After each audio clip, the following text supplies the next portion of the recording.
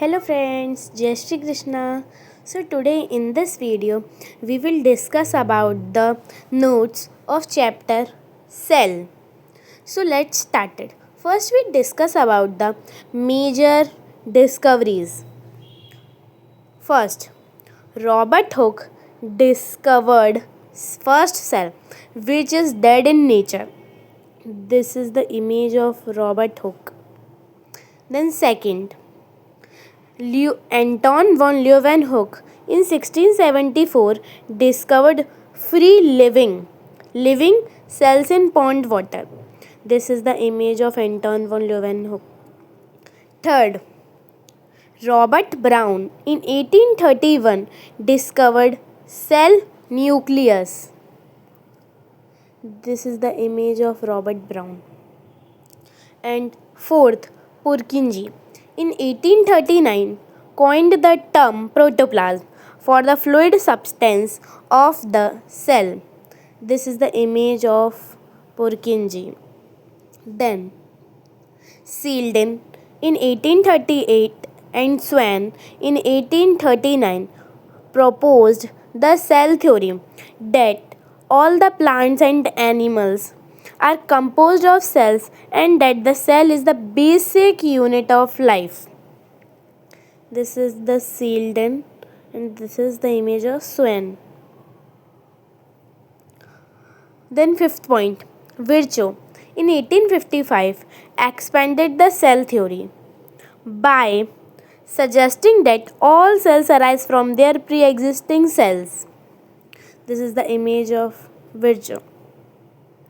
Then multicellular organism. First point, every multicellular organism comes from a single cell. Cells divide to produce cells of their own kind. That is, all cells come from pre-existing cells. Second point, an organism may have different kinds of cells. Example, cells in leaf peel, this, and root tip.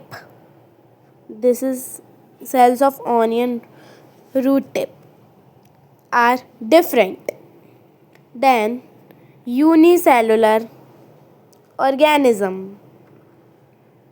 First point, a single cell that constitutes a whole organism is called unicellular organism.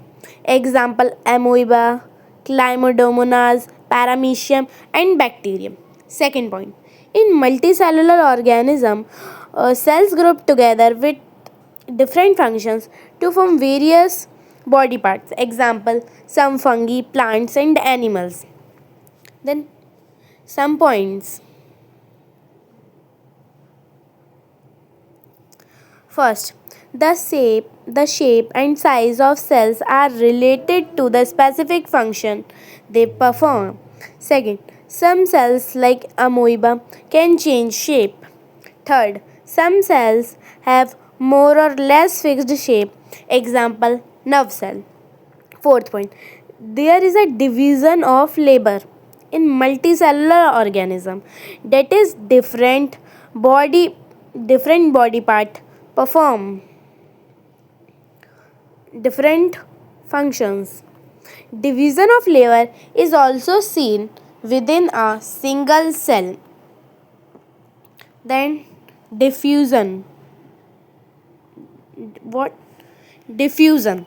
First point, some substances like CO2 means carbon dioxide and oxygen move across the cell membrane by a process called diffusion. Second point, diffusion is a spontaneous movement of a substance from a region of high concentration region to a region of low concentration. Example, CO2 concentration is higher inside the cells and lower outside. So, CO2 moves out of the cell. Second example, O2 diffuses into the cell when the concentration of O2 inside the cell decreases. Then is cell. A cell is a basic unit of life performing function through its organelles. Second point, all cells have three features, that is plasma membrane, nucleus and cytoplasm. Plasma membrane, nucleus and cytoplasm. Then osmosis. First point, water also obeys the law of diffusion. The movement of water molecule through a selectively permeable membrane is called osmosis. Second point, the amount of substance dissolved in water affects the movement of water across plasma membrane. So osmosis is the net diffusion of water across a selectively permeable membrane towards a higher solute concentration. This is the notes of the chapter. First, this is the notes of major discoveries in the chapter cell, and then this is the notes of multicellular organism related notes. Then this is the notes of unicellular organism topic notes. Then it is the some points. Then diffusion,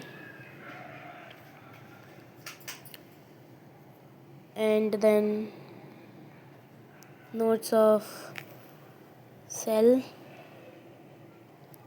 and osmosis. Thank you friends. Jai Shri Krishna. Please subscribe my channel, hit the bell icon button, like and share my video. Thank you.